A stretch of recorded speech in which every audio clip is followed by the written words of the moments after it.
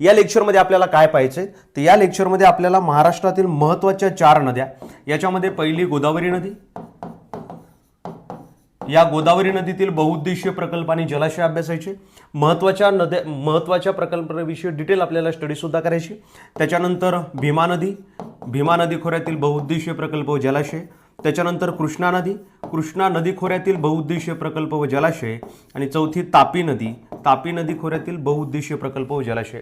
एक गोष्ट लक्षात ठेवा, बहुउद्देशीय प्रकल्प पाठ करून लक्षात राहत नाहीत, मॅपच्या द्वारेच ते अभ्यासावे लागतील आणि तुम्हाला 100% तुमच्या माइंडमध्ये टाकून द्यायची जिम्मेदारी ही माझी। फक्त शेवटपर्यंत तुम्ही या व्हिडिओ लेक्चरला पहा, शेवटपर्यंत तुम्ही सोबत राहा। तुम्हाला याच्यावर विचारणारा प्रत्येक प्रश्न तुम्ही कसाही असो तर तुम्ही टॅकल करू शकता। चला सुरुवात करूया लेक्चरला। आपल्याला महाराष्ट्रातील नद्यांची म्हणजे महाराष्ट्रामधले ज्या मुख्य नद्या आहेत त्या नद्यावरचे बहुउद्देशीय प्रकल्प आपल्याला अभ्यासायचे आणि ते सुद्धा मॅपवर। पहा, सुरुवात करूया गोदावरी नदीपासून। गोदावरी नदीचा जो उगम आहे हा होतो सह्याद्री पर्वतरांगेमध्ये, आणि उगम झाल्यानंतर जशी गोदावरी नदी पुढे जायला निघते, गोदावरी नदीवर नाशिक जिल्ह्यामध्ये आपल्याला एक प्रकल्प पाहायला मिळतो। त्या प्रकल्पाचं नाव आहे गंगापूर प्रकल्प। मित्रांनो, गंगापूर प्रकल्प जो आहे बघा, जी माहिती एक्स्ट्रा असेल ती मी या बाजूला लिहित जाईल। गंगापूर प्रकल्प जो आहे हा प्रकल्प आशिया खंडातला पहिला मातीचा प्रकल्प आहे, किंवा हे जे धरण आहे आशिया खंडातील पहिले मातीचे धरण आहे, संपूर्ण मातीचे असणारे धरण, याचं नाव आहे गंगापूर प्रकल्प। ठीक आहे, पुढे चला आता। त्याच्यानंतरचा महत्त्वाचा भाग जर तुम्ही पाहिला तर इथे दारणा नावाची नदी आहे। दारणा नावाची नदी, या नदीला उजव्या किनाऱ्याहून येऊन मिळते। दारणा नदीवर एक प्रकल्प आहे, या प्रकल्पाचं नाव आहे दारणा प्रकल्प। हे जे संपूर्ण प्रकल्प आपण पाहतोय हे आहेत नाशिक जिल्ह्यामधले दारणा नावाचा प्रकल्प। ठीक आहे, त्याच्यानंतर बघा डाव्या किनाऱ्यावरून एक नदी येऊन मिळते, नदीचं नाव आहे कादवा नदी। पहा, कादवा नदी ज्या किनाऱ्यावरून मिळते, जिथे तिचं संगम स्थान आहे, या संगमन स्थानाच्या जवळच एक प्रकल्प आहे, प्रकल्पाचं नाव आहे नांदूर माध्यमेश्वर प्रकल्प। नांदूर माध्यमेश्वर प्रकल्प। नांदूर माध्यमेश्वर प्रकल्पाच्या बाजूला नांदूर पक्षी अभयारण्य सुद्धा आहे, नांदूर माध्यमेश्वर। आणखी एक वैशिष्ट्य म्हणजे जे रामसर स्थळ आहे महाराष्ट्रामध्ये सद्यस्थितीला, मी लेक्चर घेत असताना 3 रामसर स्थळ आहेत, त्यापैकी महाराष्ट्रातलं पहिलं रामसर स्थळ हे नांदूर माध्यमेश्वर प्रकल्प आपल्याला ते पाहायला मिळतं। ठीक आहे, टप्प्याटप्प्यानं आपण जाऊया। 4 नद्या मात्र आपण कंप्लीट करणार आहोत। पुढे या, गोदावरी नदी ही प्रवेश करते अहमदनगर जिल्ह्यामध्ये। अहमदनगर जिल्ह्यामधला तिचा प्रवाह पहा। अहमदनगर जिल्ह्यामध्ये प्रवरा नावाची नदी आहे। पहा, इथं काय करतो, नदीचं नाव जे आहे हे नदीच्या सुरुवातीच्या ठिकाणी लिहितो, म्हणजे हे जे आहे कादवा नदी, जिथून नदीचा उगम होतो तिथं नाव लिहितो मी। ही दारणा नदी, जेणेकरून तुम्हाला नदी आणि त्याच्यावरचे प्रकल्प समजायला मदत होईल।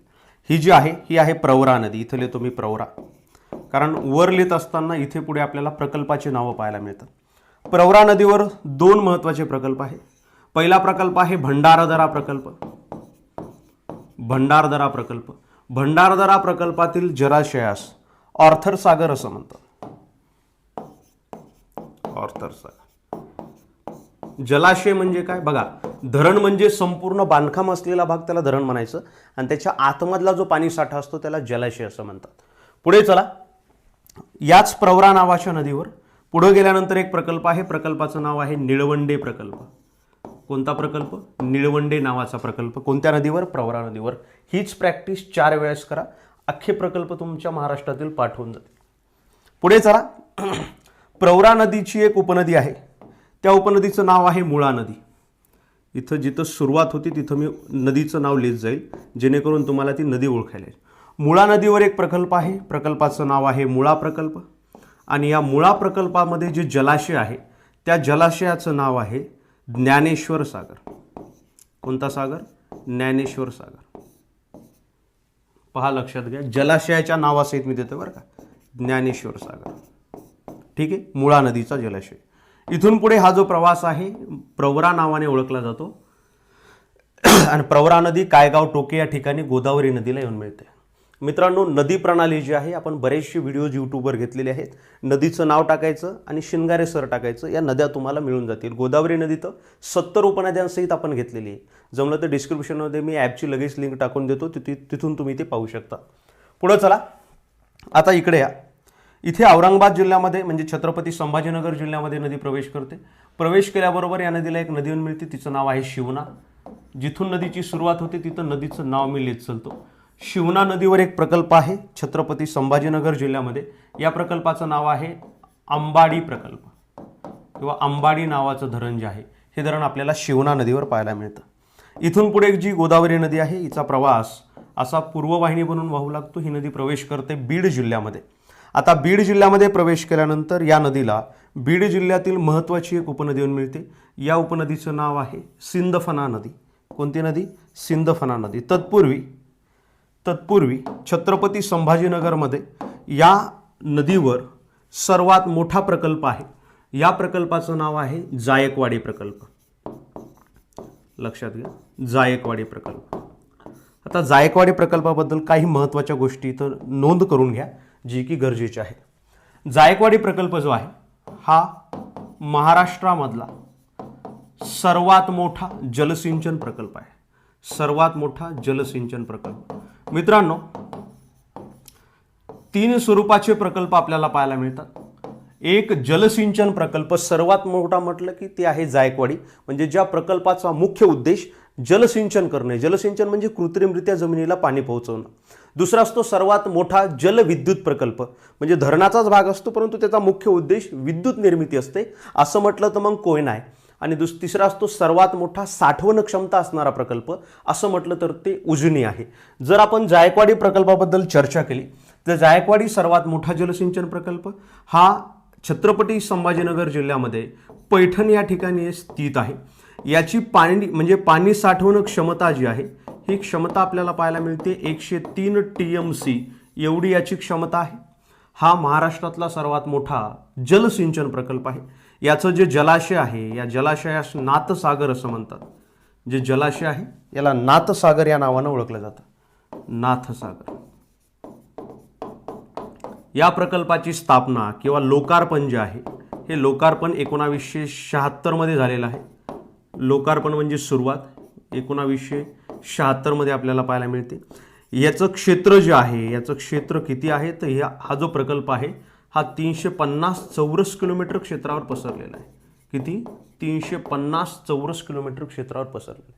या प्रकल्पामध्ये 2 कालवे आपल्याला पाहायला मिळतात. हा जायकवाडीचा डॅम आहे. इथून 2 कालवे निघतात. एक डावा कालवा आणि एक उजवा कालवा. डावा कालवा आहे 200 किलोमीटरचा आणि उजवा कालवा जो आहे हा 134 किलोमीटरचा. मित्रांनो, कालवे म्हणजे काय? त्या प्रकल्पाचं पाणी डिस्ट्रीब्यूट करणारे जे प्रवाह असतात त्याला आपण कालवे असं म्हणतो. आता हा जो उजवा कालवा आहे हा उजवा कालवा डायरेक्टली सोडण्यात आलेला आहे माजलगाव प्रकल्पामध्ये, माजलगाव डॅममध्ये. लक्षात घ्या, माजलगाव डॅम जे कुठं आहे हे सिंदफणा नदी काठावर आहे. हे सिंदफणा नदी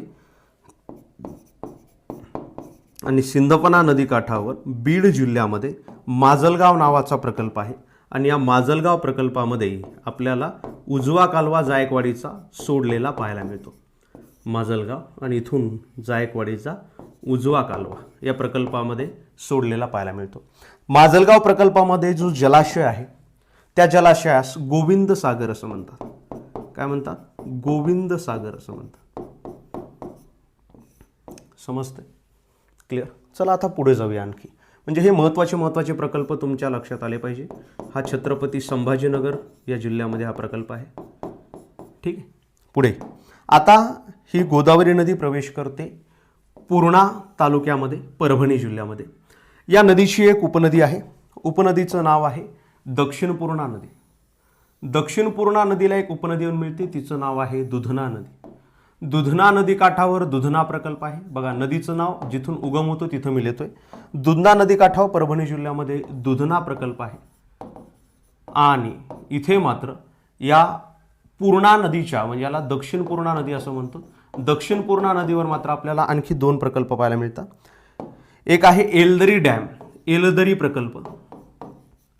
एलदरी प्रकल्प हा येतो हिंगोली जिल्ह्यामध्ये.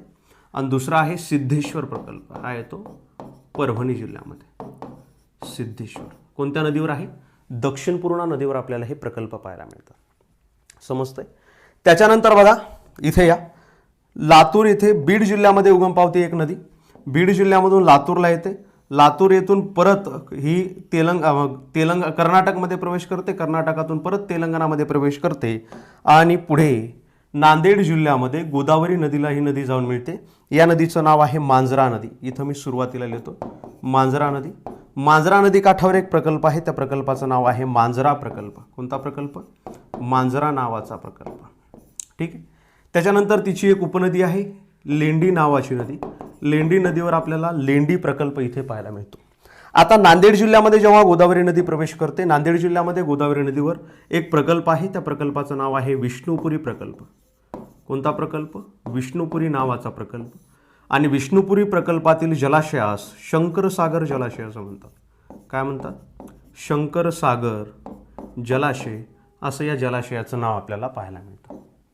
ठीक आहे, समजतंय? तर हा झाला मुख्य प्रवाह आणि या प्रवाहावरील प्रकल्प. आता येऊया तिच्या उपनद्यांवरील प्रकल्प. लक्षात घ्या, तिच्या ज्या उपनद्या आहेत या उपनद्यावरील जे प्रकल्प आहेत ते प्रकल्प पाहूया. पहिली उपनदी आहे, तिचं नाव आहे पैनगंगा नदी. इथं सुरुवातीला तिचं नाव लिहितो, नदीचं नाव पैनगंगा. पैनगंगा नदी काठावर पहिला प्रकल्प आपल्याला पाहायला मिळतो. प्रकल्पाचं नाव आहे इसापूर प्रकल्प. इसापुरी प्रकल्प पैनगंगा नदीवर. आता तिच्या उपनद्या लक्षात घ्या. पैनगंगा नदीची पहिली जी उपनदी आहे, पैनगंगा नदी जी आहे तिचा प्रवाह असा आहे, म्हणजे ती काही काळ नांदेड आणि यवतमाळ यांची सरहद निर्माण करते. लक्षात घ्या, पैनगंगा नदीचा पहिला प्रकल्प तिचं नाव आहे पूस, म्हणजे पैनगंगा नदीची पहिली उपनदी तिचं नाव आहे पूस नदी. पूस नदीवर पुसद या ठिकाणी, पुसदच्या दक्षिणेला या ठिकाणी पूस नावाचा प्रकल्प आहे. पूस प्रकल्प दोन आहेत, अप्पर पूस प्रकल्प, लोअर पूस प्रकल्प. त्याच्यानंतर पुढे तिची एक उपनदी लक्षात घ्या, पैनगंगा नदीची आणखी एक उपनदी. त्या उपनदीचं नाव आहे अरुणावती नदी. कोणती नदी? अरुणावती नदी. अरुणावती नदीवर आणखी एक प्रकल्प आहे, या प्रकल्पाचं नाव आहे अरुणावती प्रकल्प. नदीचं नाव आणि प्रकल्पाचं नाव सेम, अरुणावती नदी, अरुणावती प्रकल्प. प्रकल्पाचं नाव सुद्धा सेम. पुढे बघा, खुनी नावाची एक नदी आहे जी पैनगंगा नदीची उपनदी आहे. खुनी नदीवर एक प्रकल्प आहे, त्या प्रकल्पाचं नाव आहे सायखेडा प्रकल्प.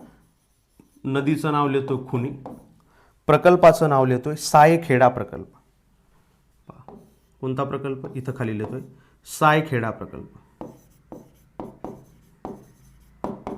ठीक आहे, आपण गोदावरी नदी खोऱ्यातील प्रकल्प अभ्यासतोय, सायखेडा प्रकल्प. आता पुढे बघा, ही जी नदी आहे ही नदी पुढे जाऊन श्री क्षेत्र वडा या बल्लारपूर या ठिकाणी, वडा या ठिकाणी येऊन थांबते. तिला तिची उपनदी येऊन मिळते. उपनदीचं नाव आहे वर्धा नदी. कोणती नदी? वर्धा नावाची नदी. आता वर्धा नदीवर काही प्रकल्प आपण पाहूया जे की परीक्षाभिमुख दृष्टिकोनातून आपल्यासाठी महत्त्वाचे आहेत. वर्धा नदीवर स्वतः दोन महत्त्वाचे प्रकल्प आहेत. एक अप्पर वर्धा प्रकल्प आणि दुसरं लोअर वर्धा प्रकल्प. अप्पर वर्धा नावाचा प्रकल्प वर्धा जिल्ह्यामध्ये, लोअर वर्धा नावाचा प्रकल्प वर्धा जिल्ह्यामध्ये. त्याच्यानंतर बोर नावाची तिची एक उपनदी आहे. या बोर नदीवर बोर नावाचा प्रकल्प आहे. नदीचं नाव सुद्धा बोर आणि प्रकल्पाचं नाव सुद्धा आपल्याला बोरच पाहायला मिळतं. बोर प्रकल्प आपल्याला बोर नदीवर पाहायला मिळतो. त्याच्यानंतर वर्धा नदीची आणखी एक उपनदी आहे. या उपनदीचं नाव आहे धोम नदी. लक्षात घ्या, या उपनदीचं नाव आहे धोम नदी. या धोम नदीवर एक प्रकल्प आहे, प्रकल्पाचं नाव आहे पवनार प्रकल्प. तो वर्धा जिल्ह्यामध्येच. प्रकल्पाचं नाव काय आहे? पवनार. सेम याच पद्धतीनं तुम्ही प्रॅक्टिस करा. 100% तुमच्या या गोष्टी लक्षात राहतील. 100% तुमचे हे प्रकल्प हे कधीच विसरणार नाहीत. पुढे चला. त्याच्यानंतर वडा या ठिकाणी वैनगंगा आणि वर्धा या दोन नद्या एकत्र येतात. इथून पुढचा प्रवाह वर्धा नावाने ओळखला जातो आणि वर्धा नदीवर इथे एक वर्धा नदीची उपनदी आहे. चंद्रपूर जिल्ह्यामधून ती येऊन मिळते. या उपनदीचं नाव आहे इरई नदी. पहा, नदीचं नाव आहे इरई नदी आणि इरई नदीवर एक प्रकल्प आहे. प्रकल्पाचं नाव सुद्धा काय? इरई नदीच. समजतंय? येते लक्षात? इथे आयोग थोडंसं जास्त फोकस करतं. आता येऊया वैनगंगा नदीवर. वैनगंगा नदी आयोगाची सर्वात आवडती नदी. याच्या आयोगाने खूप वेळा आपल्याला प्रश्न विचारलेले पाहायला मिळतात. येऊया वैनगंगा नदीकडे. थोडासा भाग इकडे घेतो. पहा, वर्धा ही जी नदी आहे ही नदी चपराळा या ठिकाणी येऊन थांबते. ठिकाणाचं नाव आहे चपराळा. चपराळा या ठिकाणी वर्धा आणि वैनगंगा यांचा संगम होतो. इथे उगम पावणारी एक नदी, नदीचं नाव आहे वैनगंगा. या दोन्हीचा इथे संगम होतो. आता वैनगंगा नदीवर एक प्रकल्प आहे. पहा, वैनगंगा नदीवर एक प्रकल्प आहे. प्रकल्पाचं नाव आहे गोसी खुर्द प्रकल्प. कोणता प्रकल्प? गोसी खुर्द नावाचा प्रकल्प. कुठे आहे हा प्रकल्प? हा भंडारा जिल्ह्यामध्ये आहे. कोणता प्रकल्प? गोसी खुर्द नावाचा प्रकल्प. आता नागपूर जिल्ह्यामधून एक नदी उगम पावते. नदीचं नाव आहे पेंच नदी. पेंच नदीवर 2 प्रकल्प आपल्याला पाहायला मिळतात. नदीचं नाव आहे पेंच. पेंच नदीवर 2 प्रकल्प आहेत. एक प्रकल्प आहे पेंच प्रकल्प आणि दुसरा प्रकल्प आहे तोतलाडोह प्रकल्प. याच्यावर परीक्षेला प्रश्न आलेला आहे. तोतलाडोह प्रकल्प. कोणता प्रकल्प? तोतलाडोह नावाचा प्रकल्प. याच्यामध्ये जो जलाशय आहे, याच्यामधील जलाशयाला मेघदूत सागर असं म्हणतात. मेघदूत सागर असं म्हणतात. कुठे आहे हा? नागपूर जिल्ह्यामध्ये आपल्याला हा प्रकल्प पाहायला मिळतो, तोतलाडोह प्रकल्प. पुढे चला. त्याच्यानंतर इथे या गाढवी नावाची नदी या नदीला येऊन मिळते. गाढवी नदीवर एक प्रकल्प आहे. या प्रकल्पाचं नाव आहे इटियाडोह प्रकल्प. कोणता प्रकल्प? इटियाडोह नावाचा प्रकल्प. इटियाडोह प्रकल्प हा आहे गोंदिया जिल्ह्यामध्ये. जिल्ह्याचं नाव काय आहे? गोंदिया जिल्हा. क्लिअर? येते लक्षात? इथपर्यंत कोणाला काय अडचण? आता थोडंसं पुढे जाऊया आपण. जेव्हा चपराळा या ठिकाणी 2 नद्यांचा संगम होतो, इथून पुढचा जो प्रवाह आहे हा प्राणहिता नावाने ओळखला जातो. आणि प्राणहिता नदी जी आहे ही नदी गोदावरी नदीला येऊन मिळते सिरोंचा या ठिकाणी. आणि इथून पुढे गोदावरी नदी जी आहे, पहा, इथून पुढे गोदावरी नदी जी आहे ही प्रवेश करते तेलंगणा राज्यामध्ये. ही गोदावरी नदी. ठीक आहे. आता तेलंगणा राज्यामध्ये, हा तेलंगणा राज्याचा भाग, गोदावरी नदीवर एक जगातला सर्वात मोठा लिफ्ट इरिगेशन उपसा सिंचन प्रकल्प आहे. या उपसा सिंचन प्रकल्पाचं नाव आहे, पहा, तेलंगणा राज्याचा जर भाग पाहिला तुम्ही तर तेलंगणा राज्याचा भाग हा उताराच्या दिशेला, म्हणजे तेलंगणा राज्याचा उतार ज्या ठिकाणी आहे त्या ठिकाणी गोदावरी नदी परत एकदा प्रवेश करते. तर या प्रकल्पाचं नाव आपल्याला पाहायला मिळतं कालेश्वरम प्रकल्प. कोणता प्रकल्प? कालेश्वरम नावाचा प्रकल्प. कालेश्वरम प्रकल्प हा जगातला सर्वात मोठा उपसा सिंचन प्रकल्प आहे. याच्याबद्दल याच्या अगोदरच्या एका व्हिडिओमध्ये मी चर्चा केलेली आहे. उपसा सिंचन म्हणजे लिफ्ट इरिगेशन. जर तुम्ही तेलंगणाचा भाग पाहिला तर तेलंगणाचा भाग, त्याचा उतार जो आहे हा उतार हा पूर्वेकडे आहे आणि गोदावरी नदी पूर्वेकडे परत एकदा तेलंगणामध्ये प्रवेश करते. तर इथून उतारावरून पाणी जे आहे हे चढण्याच्या, म्हणजे चढाकडे न्यायचं आहे, म्हणजे त्याला लिफ्ट करायचे, उचलायचे. तर जगातला सर्वात मोठा हा प्रकल्प आपल्याला गोदावरी नदीवर पाहायला मिळतो. तेलंगणा सरकारचा बहुउद्देशीय प्रकल्प आहे. या प्रकल्पाच्या अन्वये जवळपास 20 छोटे मोठे जे धरणं आहेत हे धरणं इथं जोडल्या गेलेले आहेत आणि पंपाच्या साह्यानं या प्रकल्पामध्ये इथून इथे असं जे आहे हे पाणी जे आहे हे वितरित केलं जातं. म्हणून कालेश्वरम प्रकल्प जगातला सर्वात मोठा लिफ्ट इरिगेशन प्रकल्प आहे, उपसा सिंचन प्रकल्प आहे. समजते? ही झाली आपली गोदावरी नदी आणि या गोदावरी नदी खोऱ्यातील महत्त्वाचे प्रकल्प. याची PDF जी आहे मी तुम्हाला लगेच अवेलेबल करून देतो.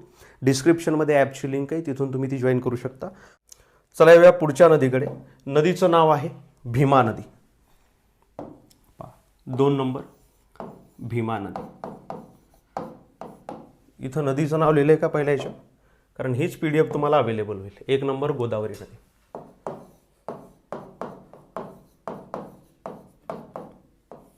पहा, चला, भीमा नदी खोऱ्यातील महत्त्वाचे प्रकल्प लक्षात घ्या. आता भीमा नदीचा उगम जेव्हा होतो, भीमा नदीचा उगम जेव्हा होतो, उगम होतो भीमाशंकर या ठिकाणी आणि उगम झाल्यानंतर ही जी नदी आहे ही नदी पूर्ववाहिनी बनून वाहू लागते. पूर्ववाहिनी बनून वाहत असताना ही नदी केवळ 2 जिल्ह्यातून वाहते. एक तर आहे पुणे जिल्हा आणि दुसरा आहे सोलापूर जिल्हा. पुणे जिल्ह्यातून वाहत असताना या नदीवर पहिला प्रकल्प आहे. प्रकल्पाचं नाव आहे चास कमान प्रकल्प. कोणता प्रकल्प? चास कमान नावाचा प्रकल्प. पुणे जिल्ह्यामध्ये. कोणत्या नदीवर? भीमा नदीवर. ही भीमा नदी आहे. ठीक. आता आपण हळूहळू तिच्या उपनद्या आणि त्या उपनद्यावर असलेले प्रकल्प पाहूया. आयोगाची सर्वात आवडती नदी ही सुद्धा आहे. याच्यावर सुद्धा जास्त प्रश्न आयोग विचारत असतं. बघा, भामा नावाची नदी तिला येऊन मिळते. नदीचं नाव भामा आणि तिच्यावर जो प्रकल्प आहे त्या प्रकल्पाचं नाव सुद्धा भामा. भामा प्रकल्प आपल्याला इथं पाहायला मिळतो. त्याच्यानंतर भामा नदीच्या दक्षिणेला एक नदी, बघा हिरव्या रंगानं आपण काय करूया, उपनद्या दाखवूया. भामा नदीच्या दक्षिणेला एक नदी आहे, तिचं नाव आहे इंद्रायणी नदी. इंद्रायणी नदीवर देहू आणि आळंदी ही तीर्थक्षेत्र वसलेली आहेत, जी भीमा नदीची उपनदी आहे. त्या नदीवर एक डॅम आहे, त्या डॅमचं नाव आहे भुशी डॅम. भुशी डॅम हा कोणत्या नदीवर आहे? इंद्रायणी नावाच्या नदीवर भुशी डॅम. पहिल्यांदा उजवा किनारा आपण पाहूया, नंतर डाव्या किनाऱ्याकडे जाऊया. पुढे आता ही जी नदी आहे ही पुणे जिल्ह्यातून वाहत असताना या नदीला बघा, इथे एक मुळा नावाची नदी आहे. पहा, मुळा नावाची नदी. आणि या मुळा नावाच्या नदीवर एक पुणे जिल्ह्यामध्ये प्रकल्प आहे, त्या प्रकल्पाचं नाव आहे मुळशी प्रकल्प किंवा मुळशी डॅम. मुळशी डॅम जे आहे हा मुळा नावाच्या नदीवर आहे. मुळा नावाच्या नदीची उपनदी आहे किंवा दोन नद्यांचा एकत्रित प्रवाह आहे. या नदीचं नाव आहे मुठा नदी. कोणती नदी? मुठा नावाची नदी. पहा, मुठा नदीवर दोन महत्त्वाचे प्रकल्प आपल्याला पाहायला मिळतात. एक प्रकल्प आहे ज्याचं नाव आहे टेमघर प्रकल्प. लक्षात घ्या, हा जो प्रकल्प आहे त्याचं नाव आहे टेमघर प्रकल्प. आणि पुणे शहराच्या जवळ मुठा नावाच्या नदीवर एक प्रकल्प आहे, त्याचं नाव आहे खडकवासला प्रकल्प. कोणता प्रकल्प? खडकवासला प्रकल्प. ठीक. आता मुठा नदीची एक उपनदी आहे, त्या उपनदीचं नाव आहे मोशी नदी. बघा, लक्ष द्या, टप्प्याटप्प्यानं जाऊया आपण. मोशी नदी, इथं थोडंसं कन्फ्युजन तुमचं होऊ शकतं. हा भुशी डॅम प्रकल्प इंद्रायणीवर, आणि ही मोशी नावाची नदी आहे. मोशी नदीवर वरसगाव नावाचा प्रकल्प आहे. प्रकल्पाचं नाव लक्षात असू द्या, वरसगाव प्रकल्प. वरसगाव प्रकल्प. वरसगाव प्रकल्पातील जलाशय जो आहे, या जलाशयाला वीर बाजी पासलकर जलाशय असं म्हणतात. वरसगाव प्रकल्प. नदीचं नाव आहे मोशी नदी, जी मुठा नदीची उपनदी आहे. आणि याचा जो जलाशय आहे त्याचं नाव आहे वीर बाजी पासलकर जलाशय. वीर बाजी पासलकर. पहा, काही घाई गडबड नाही, टप्प्याटप्प्यानं अख्खं तुम्हाला जो भाग आहे म्हणजे मॅपच्या साह्यानं तुम्हाला हे धरण जे आहे हे लक्षात ठेवून देण्याची जिम्मेदारी माझी. आता बघा, मुठा नदीची आणखी एक उपनदी आहे, थोडंसं वर सरतो याला. पहा, मुठा नदीची आणखी एक उपनदी आहे. या उपनदीचं नाव आहे आंबी नदी. लक्षात द्या, या उपनदीचं नाव आहे आंबी नदी. नदीचं नाव इथं लिहितोय आंबी. आंबी नावाच्या नदीवर एक धरण आहे. धरणाचं नाव आहे पानशेत धरण किंवा प्रकल्पाचं नाव आहे पानशेत प्रकल्प. इथं मी लिहितोय लालच रंगामध्ये लिहितो जेणेकरून लक्षात येईल. पानशेत प्रकल्प. पानशेत प्रकल्पातील जो जलाशय आहे त्या जलाशयाला तानाजी सागर असं म्हणतात. तानाजी सागर जलाशय. कोणत्या प्रकल्पाला? पानशेत प्रकल्पातील जलाशयात तानाजी सागर म्हणतात. नदीचं नाव आंबी, नदीचं नाव मोशी. खडकवासला, टेमघर, स्वतः मुठा या नदीवर आपल्याला पाहायला मिळतं. त्याच्यानंतर हा जो भाग आहे हा भाग पुढे रांजणगाव या ठिकाणी भीमा नदीला जाऊन मिळतो. ठीक आहे. त्याच्यानंतर बघा, आता येऊया घोड नदीकडे. इथे बघा, इथे एक महत्त्वाची उपनदी आहे, नदीचं नाव आहे घोड. घोड नदीला आणखी एक उपनदी येऊन मिळते, त्या उपनदीचं नाव आहे कुकडी नावाची नदी. घोड आणि कुकडी यांचा संगम होतो शिरूर या ठिकाणी. पहिल्यांदा नदीचे नाव लिहून घेतो जेणेकरून कन्फ्यूज होणार नाही. हे आहे घोड, ही आहे कुकडी नदी. पहा, कुकडी नदी. घोड नदीवर एक प्रकल्प आहे, प्रकल्पाचं नाव आहे डिंभे प्रकल्प. नाव लक्षात असू द्या, डिंभे प्रकल्प. प्रकल्पाचं नाव काय आहे? डिंभे नावाचा प्रकल्प आहे. आता कुकडी नदीवर महत्त्वाचे दोन प्रकल्प आहेत. पहिला प्रकल्प आहे त्याचं नाव आहे एडगाव प्रकल्प. एडगाव नावाचा प्रकल्प. त्याच्यानंतर दुसरा प्रकल्प आहे माणिकडोह प्रकल्प. पहा, प्रकल्पाचं नाव काय आहे? माणिकडोह प्रकल्प. याच्यावर परीक्षेला प्रश्न विचारला होता. रांजण खळग्यांची नदी म्हणून कुकडी नदी ओळखली जाते आणि या कुकडी नदीवर आपल्याला माणिकडोह प्रकल्प पाहायला मिळतो. माणिकडोह प्रकल्पातील जलाशयाला शहाजी सागर जलाशय असं म्हणतात. काय म्हणतात? शहाजी सागर जलाशय जो आहे हा माणिकडोह प्रकल्पातील जलाशय असं म्हणतात. आणि कुकडी नदीवर स्वतंत्र तिच्या नावाचा एक जलाशय आहे, तिचं नाव आहे प्रकल्प आहे, तिचं नाव आहे कुकडी प्रकल्प. कोणता प्रकल्प? कुकडी प्रकल्प. आता बघा, या नद्या वाहत आहेत पूर्ववाहिनी. सध्या या नद्यांचा प्रवास पुण्यातूनच आहे. आता पुण्यामध्ये एक नदी वाहते, जी साताऱ्यामधून एक नदी येते. एक आहे कऱ्हा नावाची नदी आणि दुसरी आहे नीरा नावाची नदी. लक्षात घ्या, करा आणि नीरा.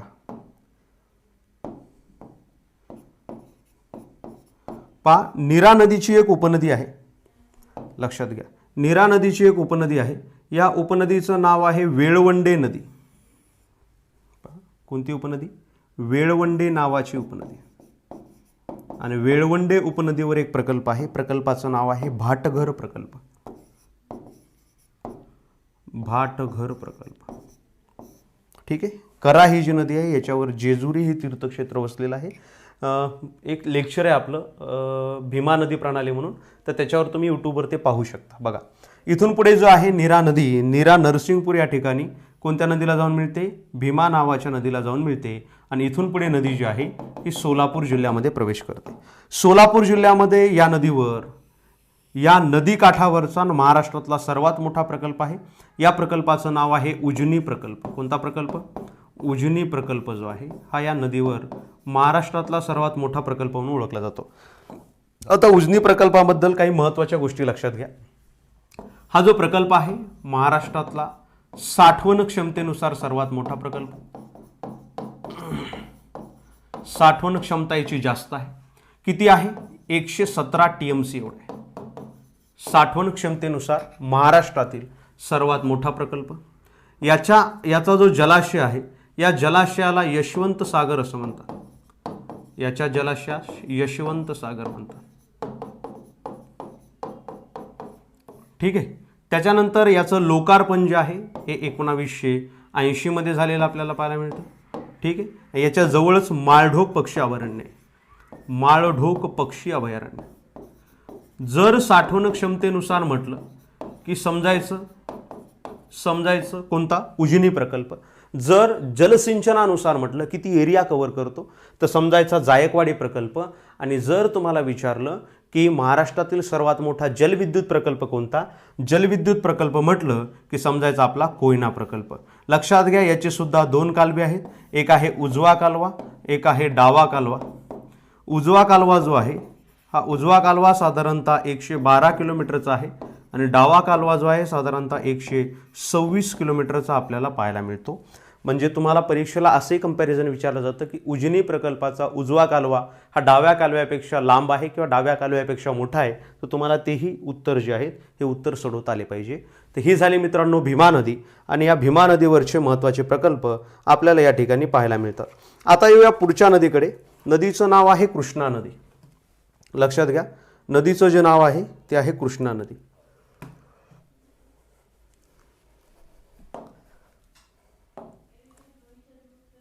तीन नंबर 4 नद्या आपल्याला पाहिजेत, तर त्यापैकी ही आहे कृष्णा नदी. कृष्णा नदीचा उगम मित्रांनो होतो महाबळेश्वर या ठिकाणी. महाबळेश्वर. आणि महाबळेश्वर या ठिकाणी उगम झाल्यानंतर ही जी नदी आहे ही नदी पूर्ववाहिनी वाहते. आणि पूर्ववाहिनी वाहत असताना हिला काही उपनद्या मिळतात. या सगळ्यांचा आपल्याला इथं घ्यायचा आहे आढावा. महाबळेश्वर इथेच उगम पावणारी एक नदी कृष्णा नदीला येऊन मिळते. या नदीचं नाव आहे वेण्णा नदी. जिथंच नाव लिहितो जिथं तिचा उगम आहे, वेण्णा नावाची नदी. वेण्णा नदीवर आपल्याला महत्त्वाचे 2 जलाशय पाहायला दोन आपल्याला इथे प्रकल्प पाहायला मिळतात. पहिला आहे वेण्णा नावाचा प्रकल्प आणि दुसरा आहे कान्हेर नावाचा प्रकल्प. कान्हेर प्रकल्प म्हटलं की लगेच लक्षात घ्यायचं कोणती नदी? वेण्णा नावाची नदी.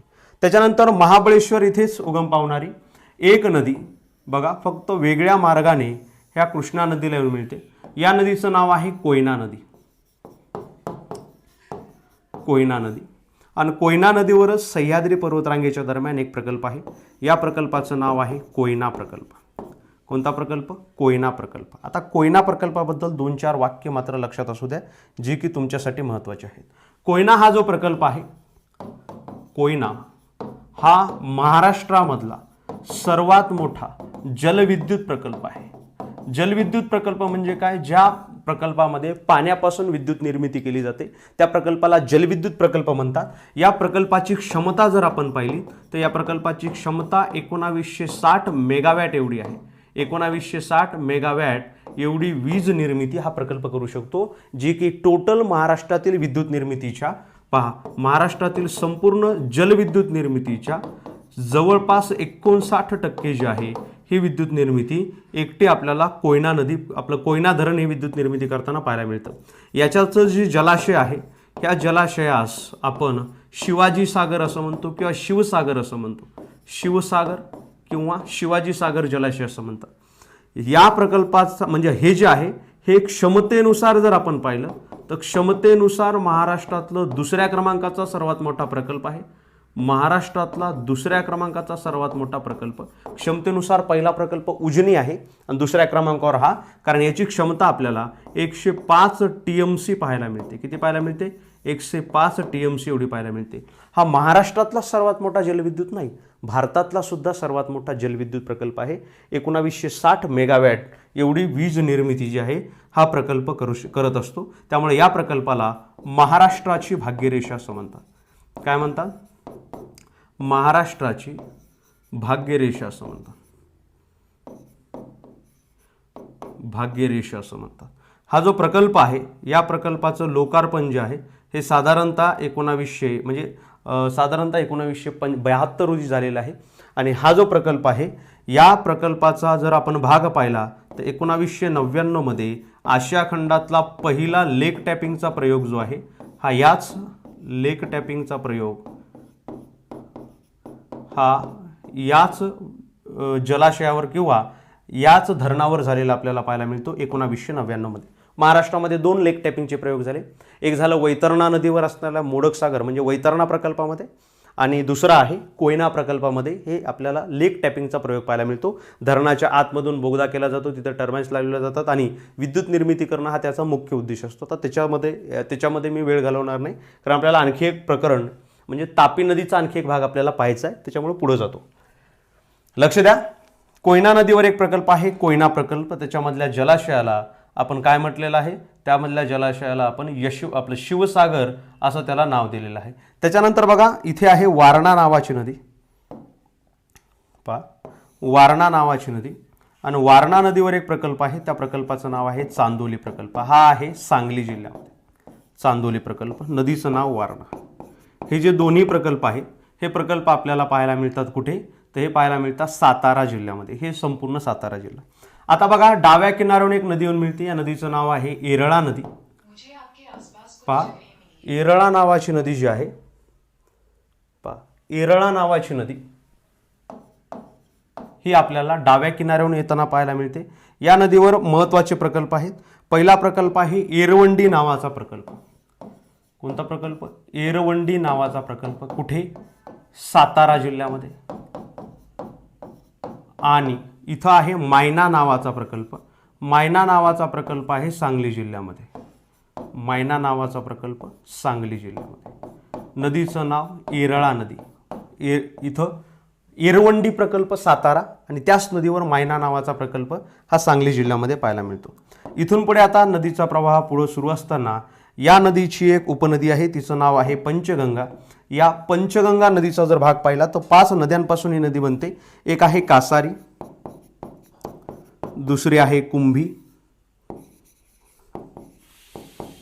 तिसरी आहे सरस्वती जी की गुप्त आहे, चौथी आहे तुळशी आणि 5वी आहे भोगावती नदी. आता तुळशी नदीवर कोल्हापूर जिल्ह्यामध्ये एक प्रकल्प आहे. प्रकल्पाचं नाव आहे तुळशी प्रकल्प. तुळशी प्रकल्प. भोगावती नदीवर एक प्रकल्प आहे. प्रकल्पाचं नाव आहे राधानगरी प्रकल्प. राधानगरी नावाचा जो प्रकल्प आहे हा महाराष्ट्रातला सर्वात जुना प्रकल्प म्हणून ओळखला जातो. राधानगरी महाराष्ट्रातला सर्वात जुना प्रकल्प म्हणून या प्रकल्पाची नोंद आपल्याला पाहायला मिळते. या प्रकल्पामधला जो जलाशय आहे त्या जलाशयाला लक्ष्मी सागर असं म्हणतात. काय म्हणतात? लक्ष्मी सागर असं म्हणतात. ठीक आहे. आणि ही आहे पंचगंगा नदी जी कोल्हापूर जिल्ह्यामध्ये जाऊन मिळते. आता पंचगंगा नदीच्या खाली एक नदी आहे, दक्षिणेला एक नदी. नदीचं नाव लक्षात असू द्या. नदीचं नाव आहे दूधगंगा नावाची नदी. वेदगंगा आणि दूधगंगा ह्या दोन महत्त्वाच्या नद्या आहेत. पहा, वेदगंगा आणि तिची एक उपनदी आहे, तिचं नाव आहे दूधगंगा. म्हणजे दूधगंगाची उपनदी आहे वेदगंगा. आता दूधगंगा नदी जी आहे, या दूधगंगा नदीवर एक प्रकल्प आहे कोल्हापूर जिल्ह्यामध्ये. त्या प्रकल्पाचं नाव आहे कळंबावाडी प्रकल्प. कोणता प्रकल्प? कळंबावाडी नावाचा प्रकल्प. आणि कळंबावाडी प्रकल्पातील जो जलाशय आहे त्या जलाशयाला शाहू सागर असं म्हणतात. काय म्हणतात? शाहू सागर असं या जलाशयाचं नाव आहे. कुठे आहे हे? कोल्हापूर जिल्ह्यामध्ये आपल्याला हे प्रकल्प पाहायला मिळतो. ठीक आहे. त्याच्यानंतर नदी जी आहे ही नंतर कर्नाटक राज्यामध्ये प्रवेश करते. पुढे पुढे पुढे कर्नाटक, आंध्र प्रदेश आणि तेलंगणा या ठिकाणी नदीचा प्रवास आपल्याला पाहायला मिळतो. किती नद्या झाल्या? 3. गोदावरी झाली, भीमा झाली आणि कृष्णा झाली. आता पुढची नदी आपल्याला पाहायची. पुढच्या नदीचं नाव आहे तापी नदी. आणि या तापी नदी खोऱ्यातील प्रकल्प पाहायचे. तापी नदी आणि तापी नदी खोऱ्यातील प्रकल्प आपल्याला पाहिजे. लक्षात घ्या. तापी नदी जी आहे ही महाराष्ट्रातली सर्वात मोठी पश्चिम वाहिनी नदी आहे. हिचा उगम जो आहे हा होतो मध्य प्रदेश राज्यामध्ये आणि ही महाराष्ट्रामध्ये 2 वेळा प्रवेश करते.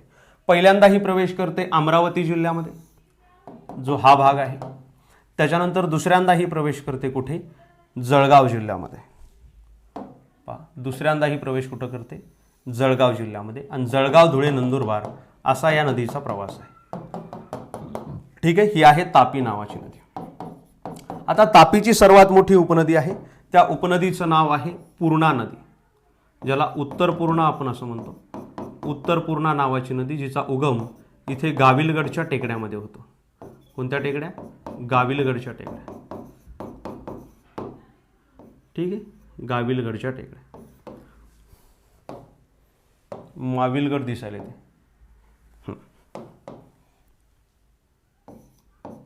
गाविलगडच्या टेकड्या. आता उत्तर पूर्णा नदीचा उगम झाल्यानंतर ही नदी जी आहे ही नदी पश्चिम वाहिनीवरून वाहू लागते.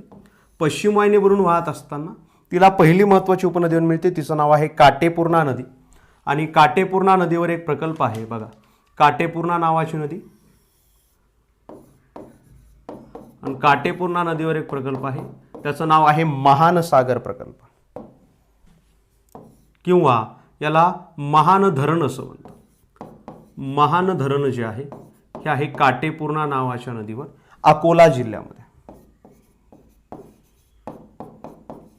अकोला जिल्ह्यामध्ये. ठीक आहे. त्याच्यानंतर पुढे चला. ही नदी अशीच येते पुढे बुलढाणा जिल्ह्यामध्ये. नळगंगा नावाच्या नदीवर नळगंगा प्रकल्प आपल्याला पाहायला मिळतो. नळगंगा नदीचं नाव, प्रकल्पाचं नाव सुद्धा नळगंगा. आणि ही जळगाव जिल्ह्यामध्ये श्री क्षेत्र चांगदेव या ठिकाणी ही जी नदी आहे ही नदी कोणत्या नदीला जाऊन मिळते? ही नदी तापी नदीला जाऊन मिळते. तापी नदीवर या ठिकाणी एक प्रकल्प आहे. प्रकल्पाचं नाव आहे हतनूर प्रकल्प. हतनूर प्रकल्प. आणि हतनूर प्रकल्पामधला जो जलाशय आहे या जलाशयाला आपण मुक्ताई सागर असं म्हणतो. काय म्हणतो? मुक्ताई सागर. मुक्ताई सागर जलाशय असं आपण याला म्हणत असतो. त्याच्यानंतर बघा इथेच जळगाव जिल्ह्यामध्ये एक प्रकल्प आहे. जळगाव जिल्ह्यामध्ये एक नदी आहे. नदीचं नाव आहे वाघूर नदी. नदीचं नाव काय आहे? वाघूर. वाघूर. ठीक आहे. वाघूर नदीवर प्रकल्प आहे. प्रकल्पाचं नाव आहे वाघूर प्रकल्प. ठीक आहे. त्याच्यानंतर वाघूरच्या पश्चिमेला एक नदी आहे. नदीचं नाव आहे गिरणा नदी. गिरणा नावाची नदी. गिरणा नदीवर 2 महत्त्वाचे प्रकल्प आपल्याला पाहायला मिळतात. पहिला प्रकल्प आहे दहिगाव जामदे नावाचा प्रकल्प. इथं बाजूला मी लिहितोय, वेगळ्या रंगाच्या पेनेने लिहितोय. दहिगाव जामदे नावाचा प्रकल्प जळगाव जिल्ह्यामध्ये. दहिगाव जामदे. त्याच्यानंतर चक्रापूर नावाचा प्रकल्प सुद्धा याच नदीवर आहे. चक्रापूर नावाचा प्रकल्प जो आहे हा याच नदीवर आहे. त्याच्यानंतर बघा ही नदी प्रवेश करते कुठे? ही प्रवेश करते धुळे जिल्ह्यामध्ये. आता धुळे जिल्ह्यामध्ये या नदीला पहिली नदी मिळते, तिचं नाव आहे पांझरा नदी. पहा, पांझरा नावाची नदी. पांझरा नदीवर महत्त्वाचे 2 प्रकल्प आहेत. पहिला आहे सय्यद नगर प्रकल्प. प्रकल्पाचं नाव लक्षात घ्या. सय्यद नगर नावाचा प्रकल्प पांझरा नदीवर आहे. पांझरा नदीवरच आपल्याला धुळे हे शहर पाहायला मिळते. त्याच्यानंतर इथे अनेर नावाची नदी येऊन मिळते आणि या नदीवर अनेर नावाचा प्रकल्प आपल्याला या पांझरा नदीवर पाहायला मिळतो. त्याच्यानंतर दुसरा आहे पांझरा नदीचा प्रवाह जो म्हणजे ज्या ठिकाणी या म्हणजे पांझरा नदी जी आहे याचा प्रवाह जो आहे ज्या ठिकाणी तापी नदीवर येऊन मिळतो त्या ठिकाणी आपल्याला एक प्रकल्प पाहायला मिळतो. त्या प्रकल्पाचं नाव आहे अक्कलपारा नावाचा प्रकल्प. अक्कलपाडा नावाचा प्रकल्प आपल्याला पाहायला मिळतो. त्याच्यानंतर एक नदी आहे धुळे जिल्ह्यामध्ये ही नदी तापी नदीला येऊन मिळते. या नदीचं नाव आहे बुराई नदी. बुराई नदीवर एक प्रकल्प आहे. प्रकल्पाचं नाव आहे फोफरी प्रकल्प. धुळे जिल्ह्यामध्ये कोणता प्रकल्प? फोफरी नावाचा प्रकल्प. त्याच्यानंतर नंदुरबार जिल्ह्यामध्ये एक नदी या ठिकाणी येऊन मिळते तापी नदीला. या नदीचं नाव आहे गोमती नदी. गोमई नावाची नदी गोमई नदी. गोमई नदीवर एक प्रकल्प आहे. त्या प्रकल्पाचं नाव आहे सुसरी प्रकल्प. सुसरी नावाचा प्रकल्प. आणि त्याच्यानंतर तापी नदी जी आहे ही गुजरात राज्यामध्ये प्रवेश करते. तापी नदी खोऱ्यातील महत्त्वाचे जे प्रकल्प आहेत म्हणजे असे प्रकल्प आपण पाहतोय ज्या प्रकल्पामध्ये नदी आणि नावाचा तेवढासा संबंध इथं राहत नाही. कारण इथे बघा काटेपूर्णा नदीवर काटेपूर्णा प्रकल्प, इथे असणाऱ्या चंद्रभागा नदीवर चंद्रभागा प्रकल्प, मान नदीवर मन नदीवर मन नावाचा प्रकल्प, असे बरेचसे आहेत. आपण त्यातले मोजके घेतोय जे तुम्हाला कन्फ्यूज करतील. तर मित्रांनो हे झालं महाराष्ट्रातील बहुउद्देशीय प्रकल्प आणि जलाशय यांच्याबद्दलची आपली ही चर्चा.